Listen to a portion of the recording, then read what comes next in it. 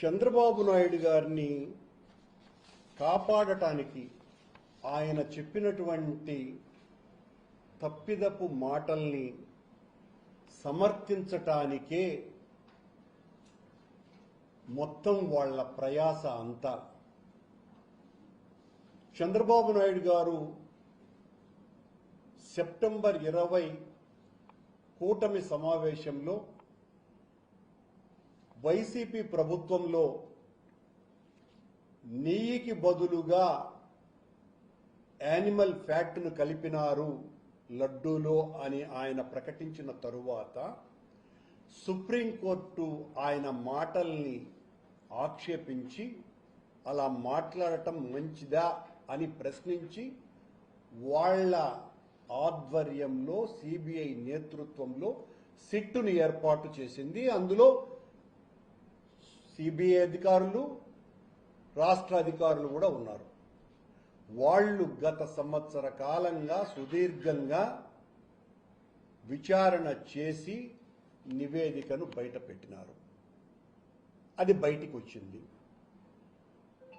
ఆ రిపోర్టులో వాళ్ళు సమర్పించిన నివేదికలో చంద్రబాబు గారు పేర్కొన్నట్టుగా ఆ సప్లిమెంటరీ ఛార్జ్షీట్లో ఎక్కడా ఎన్డీడీబీ రిపోర్టులో కానీ ఎన్డీఆర్ఐ ఇచ్చినటువంటి రిపోర్టులో కానీ యానిమల్ ఫ్యాట్ కానీ చేప నూనె కానీ కలవలేదు అన్నటువంటి విషయం చాలా స్పష్టంగా వాళ్ళు పేర్కొనటం జరిగింది. అయినా ఈ రోజున మళ్ళీ ఆ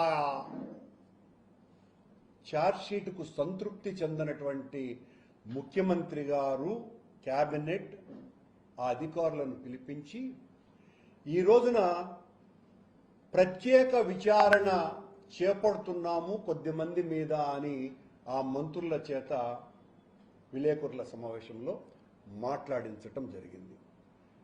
అందులో ఒక ఆయన ఈ బోలేబాబా సరే, బోలేబాబాను తెచ్చినటువంటి ఆలీబాబా ఎవరు అనేటువంటి మాట కూడా మాట్లాడారు. ఈ బోలేబాబాను తెచ్చింది చంద్రబాబు గారి ప్రభుత్వం. 2018కి ముందే 18లోనే బోలేబాబా రంగప్రవేశం చేసినాడు.